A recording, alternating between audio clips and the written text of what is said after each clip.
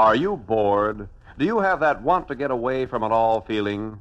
Then why not get up and go as you are to 7 Front Street?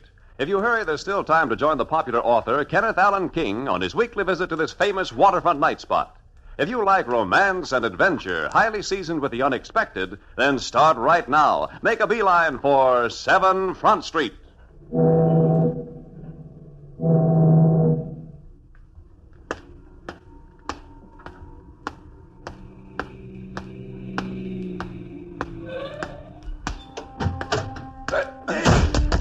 What's the big idea? Why don't you look where you're going? May you and Allah forgive me for my clumsiness. In my excitement at returning to 7 Front Street, I must have forgotten that other people existed. For a guy your size, that could be dangerous. If you don't mind my asking, Lil isn't by any chance throwing a pre-Halloween shindig tonight, is she? Pre-Halloween? Oh, you refer to the Christian festival, the evening preceding All Hallows and All Saints' Day, October 31st. And my dress. Perfect for the occasion. You don't even need a mask. In the Arabian desert, I could say the same about you. But you will excuse me now. I'm already late for my appointment. Again, I express my regret for having bumped into you. Oh, that's all right. I'm glad you did. Oh, are you going also into 7 Front? I don't think you could keep me out. I mean, yes, I also am going in. Hey, everybody, here he comes. Here comes the Sheik.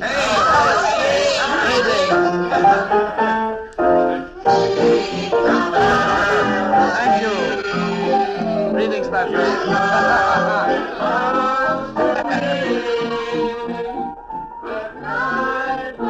Caddy King, where have you been? I've been trying to get you on the phone all afternoon to tell you about the Sheik coming to town. Hey, he's got a story for your book that'll knock you right off your pins. He's also got a frame that has the same effect. He bumped into me outside.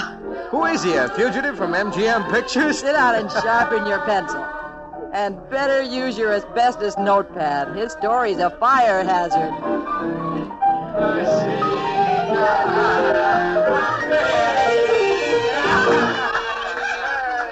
My brothers! Salam alaikum. Peace be with thee. The same to you, Sheik, old boy. Once again, Allah has granted me the privilege of another pilgrimage to your wonderful land and my beloved 7 Front Street.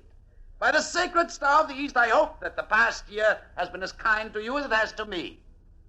Come now, share my happiness with me. As we say in Arabia, the drinks are on me. When does he pitch his tent and the dancing girls come in?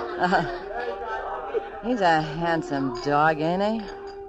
Ain't legal for one guy to have everything he's got.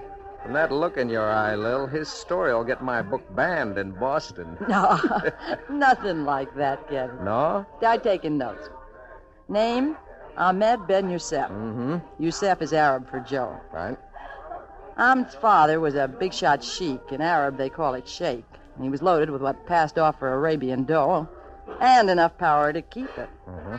When Ahmed came of age, he got the surprise of his life, for instead of taking over the tribe like was the custom, the old man decided that the boy should go to America to make a study of the more modern ways of living, of civilization. Well, Ahmed had his heart set on leading his father's desert tribe, but he was an obedient son, and off to America he went. Ahmed's first visit was to a big oil man who'd done business with the old sheik, and who'd promised to look after the Ahmed, boy. do you have anything special in mind you'd like to learn about America? My beloved father, Allah protect him, spoke of America as a country of 48 great tribes living in peace with each other. The small and weak with the large and powerful. Tribes? We don't have any Arabs over here. Oh, tribes. You mean states. Our 48 states. My father called them tribes. He wanted me to come here to learn their secret, to make me better suited to succeed him as leader of the tribe of Arab and Ak. But I don't quite get your father's idea. I mean, why he should want to improve on the perfect setup he's got.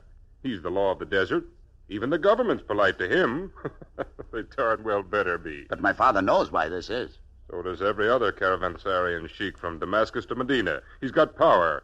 A fierce fighting tribe. He's big and not to be talked back to. My father said so also is the tribe of Texas, very big, but is not feared by even such small tribe as the one from the island of Rhode. You mean the state of Rhode Island? Allah forgive me for my ignorance. I'm very stupid in your ways. I hope I will not embarrass you too much. Oh, don't worry about that. It's liable to be the other way around. My daughter and her friends are quite excited about a real Arabian sheik staying at our house. They might embarrass you.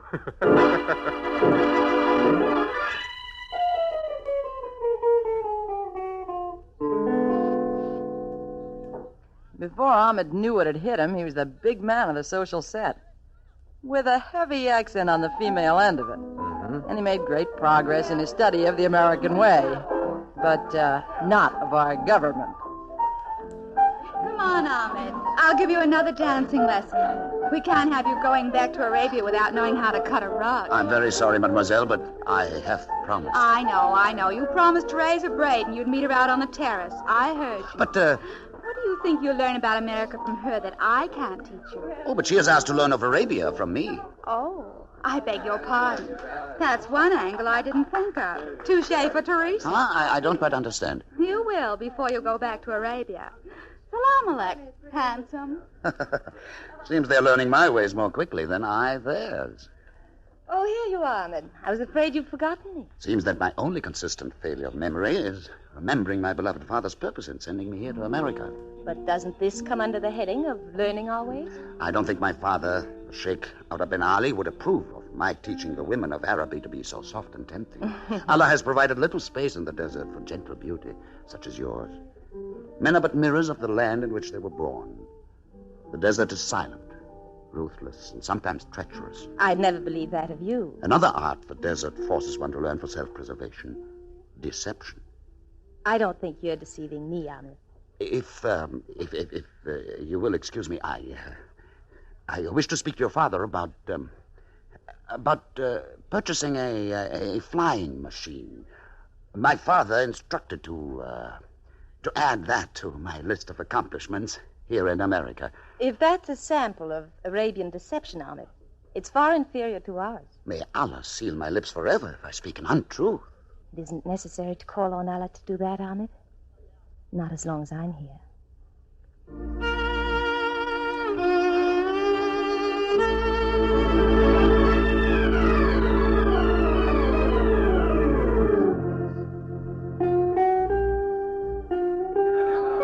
Well, Lil, I think you can save your breath on this one, because I know just how the story's going to end.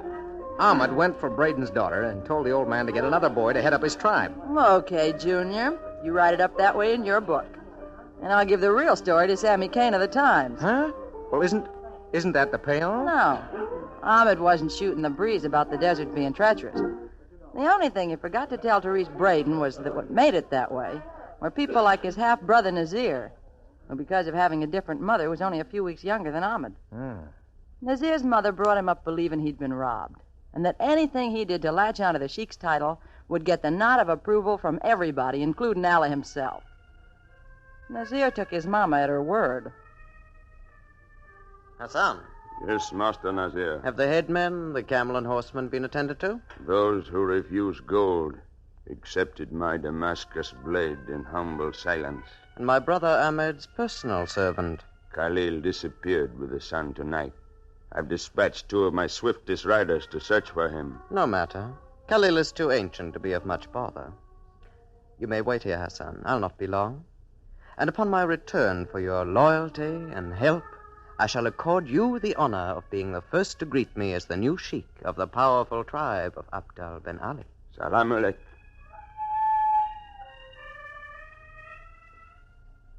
Terani Billah, ya Sheik Babak Anadakalik.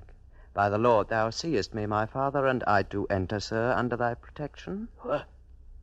Oh, Nazir. What foul wind brings thee into my tent at such an hour? The light of your lamp, sire. Allah curse my eyelids for refusing to shut. What do you want? Your amulet. What? Oh, for the phase of a full moon, your eyelids have refused to close because of your concern for Ahmed.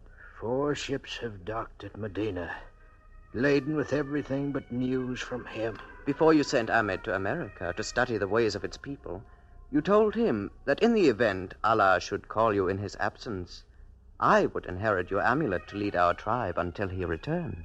Nazir, you have been cursed by your mother with a treacherous heart. Do you think I would allow you to usurp Ahmed's rightful place and to defile the honor of my tribe? Besides, Do I look as though I've been called by Allah? No, my beloved father.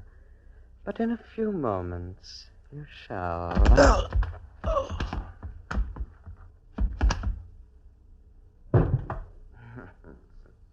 Nazir, master, is it? Hassan, you may announce to our tribesmen that Allah has called our venerated Sheik, Orda bin Ali, to his eternal peace, and that I have assumed my rightful role as leader of our people. Salam, salam, salam. And one other thing, Hassan. Take this key to my father's treasures and dole out to each man in the royal guard 1 piece of gold, as well as sufficient skins of the finest wine. But Nazir, master, your dead father, and wine drinking? Oh, I'm sure my father won't mind.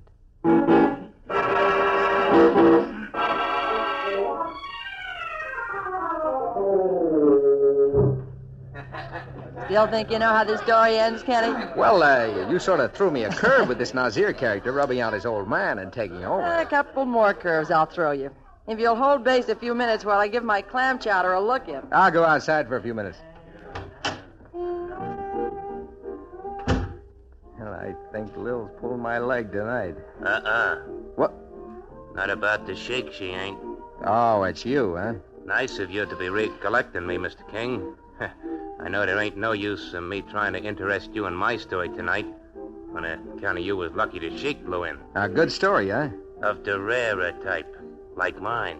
Now, look, fella, if you think I'd ever pay you $50 for a story without even knowing what it's about, you just off your noggin. Okay, Mr. King. I'm not overly eager to bare my soul for money.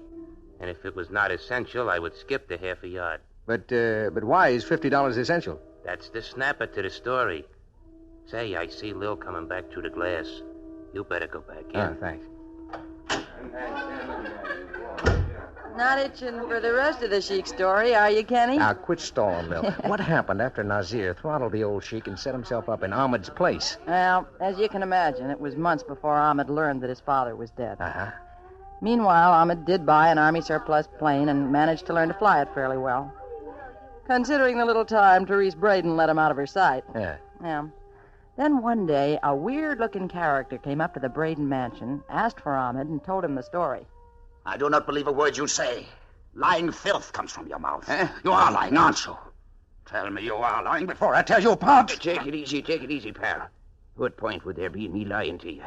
This old Arab come up to me on the docks, asked me to deliver a message to you that your old man kicked the bucket a couple of months ago. It's some flyweight took over his job and was running your pop's joint right in the ground. He also said that you should stay where you were, not to come back, because it wasn't healthy. For promising to try to find you and tell you, he give me a couple of pieces of gold in this ring. Khalil's ring. Yeah, that's the guy, Khalil. Now, would you please unwind my arm? I'm sorry. Allah bless you for your kindness. Here. Take this money. You mean all of it? I want the ring. It ain't worth that much, pal. It's only a little gold band with a little Arab doodad on it. To me, it's worth a kingdom. Salam alaikum. Eh? Oh, the same to you, pal, and many of them. Teresa. Oh, Ahmed, you frightened me. I knew you'd come in if I started to play that song, but usually you're more gentle. Teresa, I must return to Arabia immediately. Why? What happened? My father, Allah rest his soul, is dead. My half-brother Nazir has taken over the leadership of our tribe, and I've been warned by my faithful servant Khalil not to return. Then why do it? And let a treacherous dog like Nazir usurp my rightful place? Crush every hope of my beloved father for a more peaceful, a more united country? Allah curse his crawling soul. Teresa, you will go with me. As an Arabian sheikh, I have the authority to proclaim you my legal bride. Later, I will submit to a Christian marriage. Are you serious? Could I lift my eyes to Allah's heavens if I were otherwise? Harry, please, take only what you need for the trip. You will buy clothes in Damascus or Paris later. Ahmed, you're talking like an idiot. I'm not going anywhere with you. Certainly not as your wife. You are already my wife. I have proclaimed it. Oh, don't be stupid. You're not in Arabia. Over a full moon ago, you avowed your love for me. Of course I was fascinated by you. What woman wouldn't be? But you make it all sound so So serious, as though it were a matter of life and death. In the desert, that is exactly how man and woman look at love. Will you try to get it through your head that we're not in the desert? That geographical discrepancy I shall rectify.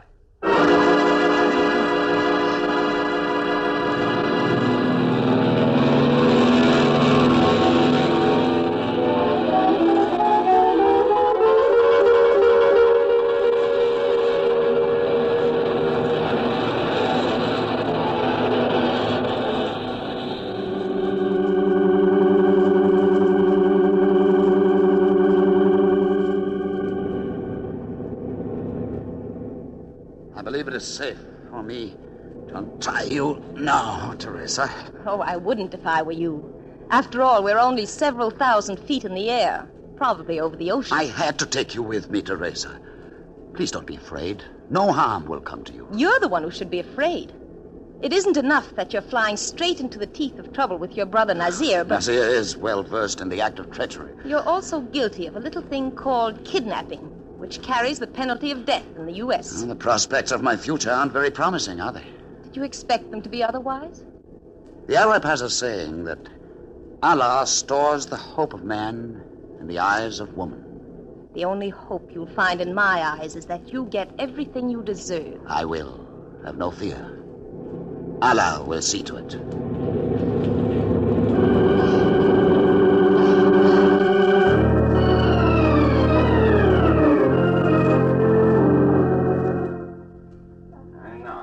Well, up to now, Lil, Ahmed's story made sense, but why did he suddenly go dime novel? Stick his neck out on an international scale by Shanghaiing the oil man's daughter? Well, why do you write books? Why does Einstein like arithmetic? Why do I run a joint like 7 Front Street? He just did it. The guy must be a hound for trouble. And he got plenty of it when he landed.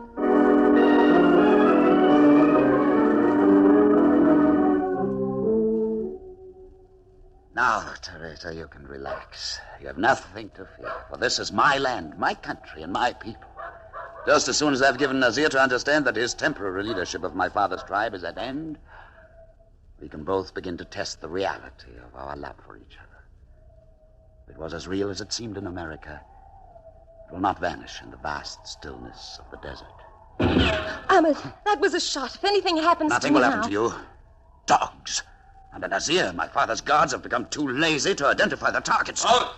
I will shoot to kill. And another word of filth from you, and your devil's head will roll in the sand. Ow! Here! Ahmed, you got hit. And I'm glad of it. Maybe your brother Nazir is the civilized one. I warn you to halt, or I would shoot. You'll be dragged behind a horse from one end of the Sahara to the other for this. I'm your leader, Ahmed Ben Youssef. Take him, guard. How dare you touch me? I'm your Sheik, Ahmed Ben Youssef. Welcome home, my brother. Oh, Hassan, you must be more careful with your firearms. Nasir, do you want me to forget you are my father's son and half-brother? If you wish, Ahmed. But for your sake, I would pray long and hard to Allah that I don't forget. Hassan, take him away and treat him as the half-brother of the Sheik of the tribe of Abdul Ben Ali. Until I give orders to the contrary. Yes, master. Salam alaik, my brother. What a pity you did not take Khalil's warning and remain in America. He paid with his 2 hands to send that warning to you. And now, mademoiselle, I pray you and Allah will forgive my rudeness. But if you will permit me to escort you to my private quarters, you may refresh and relax yourself and wait in comfort and safety until the authorities arrive from Damascus to see that you are returned safely to your father in America. On behalf of my people and my tribe, I apologize for the uncivilized actions of my half-brother. You know? Oh, we are not as isolated from the outside world as you may imagine. You were brought here by my brothers against your will, weren't you? Why, yes. I tried to tell my father that Ahmed was not the man to succeed him, simply because he preceded me into this world by a matter of a few weeks. Tradition is only valuable as long as it serves the needs of those who adhere to it. What will you do with Ahmed? Oh, after the way he has treated you, do you care? No, I don't. Good. You're not only a beautiful young woman, but equally wise. Ahmed's old servant. He raised Ahmed. He sent Ahmed the message about his father. You have a remarkable memory. Ahmed must have told you much of himself. Perhaps too much. You said something about his servant Khalil paying with his hands. Oh, a light punishment for treachery against his sheik. How long will it be before the officials arrive from Damascus to take me back to my father? Oh, officials the world over are all alike about the unconcern of time's passing. But no matter. You or anyone else have nothing more to fear from Ahmed.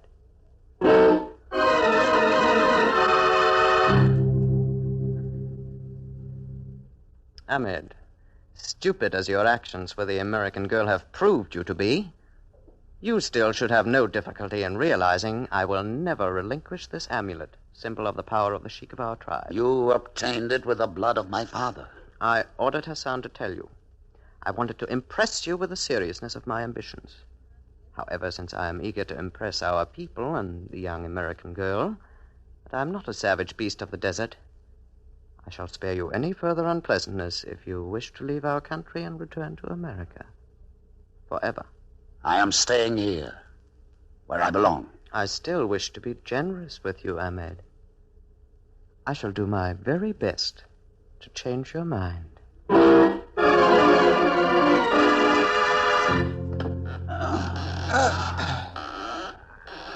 Hassan, I think you might allow my brother to relax for a while.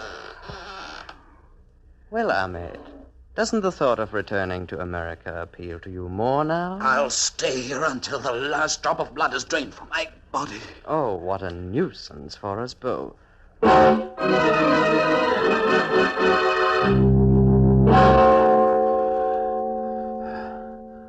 Thirsty, Ahmed? In this heat you must be. Here's water. The officials will be here tomorrow to take the American girl back to her father. With the aid of my doctors, I could manage to get you in shape to return with her. I'm sure you could persuade her to drop charges against you for kidnapping. With all her intelligence, she still seems to be rather fond of you. Get out! Get out before I... Teresa! You are delirious, Ahmed. Teresa, go away. Mademoiselle, what are you doing here? How did you get by the guards? Last night you told me that every man had his price. You were right. I wanted to see Ahmed before I left for America. You've seen. You see now why I had to come back. You've seen the treachery of the desert. Come, mademoiselle, you must not stay in here. This is no place for a woman. Oh, it doesn't bother me, Nazir. I rather expected this is what I would see. It is nothing more than what he deserved. Yes, I suppose you're right. I'm sorry my guards accepted bribe from my guest of my house. Point them out to me, and they shall be returned immediately. Ahmed will see to that, Nazir. Oh, well, with beauty and intelligence, you have also a magnificent sense of humor. You Americans are a remarkable people. Yes, we are. It's really amazing how many people insist upon underestimating us. Yes, like my brother Ahmed, for instance. Like you, for instance, Nazir. Teresa, be careful. He's treacherous. Yes, Ahmed, I know. You told me. You even warned me, and you thought I didn't listen, pay any attention. It's an American quality. Mademoiselle, kindly explain yourself. I will when you've handed me the amulet of your tribe and released Ahmed. Mademoiselle, I must warn you that the fact that you are an American national under my protective custody does not give you the right to violate the laws of my domain, nor does it make you immune for any such violation. You murdered Ahmed's father and bought your tribe's allegiance with his gold, so you're not immune from similar treachery. Wait to get that revolver. I paid a higher price to your trusted headman Hassan for it than you did. Hand me that amulet. What? You took it after you killed your father. Give it to me. If you think a frail slip of a girl can frighten the great... Teresa, look out! Here's the bed ones!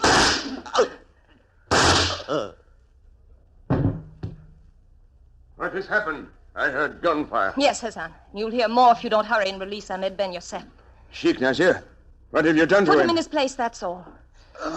Get doctors quickly, Hassan. One for Nazir and one for the Sheik Ahmed Ben Ali. The Sheik Ahmed Ben... Hurry! Americans don't like to kill unless they're forced to. Yes, mademoiselle. Teresa, what have you done? Why? Here, Ahmed. This is what you came back to Arabia to wear. The amulet of my tribe. But Teresa, I thought you hated me. So did I, until I saw and heard what Nazir had done and was doing to you. You said you were pleased about it. But I deserved it. American wives are all like that, Ahmed. American wives? They crab and scream and yap their heads off at their husbands. Bounce rolling pins off their heads at regular intervals. Wish them all the bad luck they can think of when they're mad at 'em. But let somebody else come along and so much as raise a finger at their man.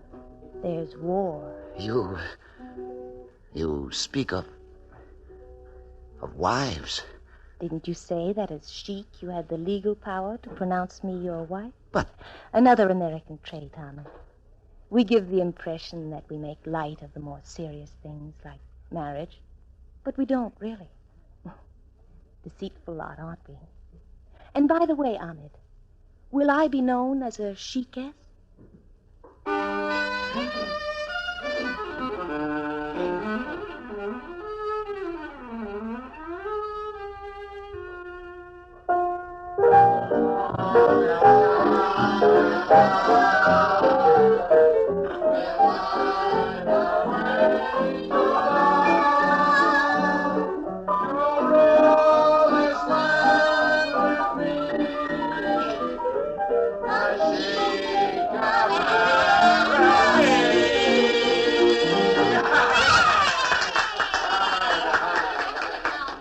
I knew how the story would end, Lil.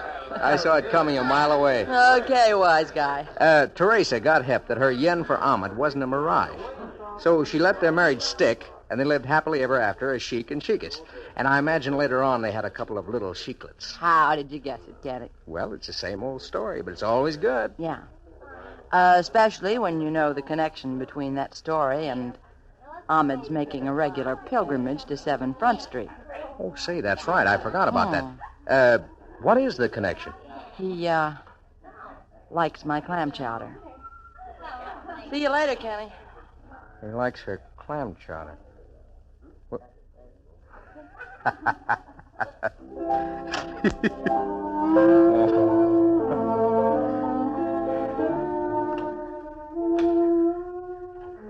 That Lil is a killer, all right. Well, did you get the Sheik story, Mr. King? Yeah, including the snapper about why he comes down here to 7 Front Street. You mean Lil really told you? Well, it's a dark secret, but I can tell you. It's because he likes Lil's clam chowder. Oh. I thought she'd hold out on you. Do you know the real reason? Sure. But put the clam chowder ending in your book. It will tend to titillate the interest of your readers. Like I'm titillating you to know why I gotta have $50 to tell you my story. Good night, Mr. King. Well, you can take Lil's clam chowder ending, or leave it. Anyhow, glad you took the time to be with me tonight. And so until we meet again, it's good night from Kenneth Allen King and 7 Front Street.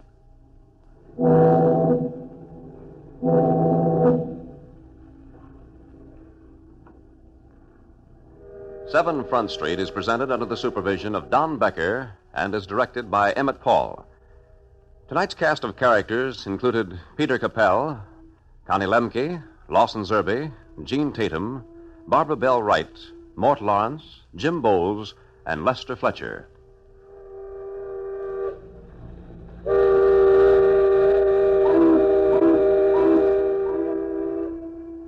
This is the last broadcast in the current series of 7 Front Street. In its place, the Mutual Broadcasting System will present High Adventure, a dramatic program of action and adventure aimed to please the entire family. Be sure and tune in at the same time next week over most of these same stations for High Adventure. This program came to you from New York. This is Ralph Paul speaking, and this is the Mutual Broadcasting System.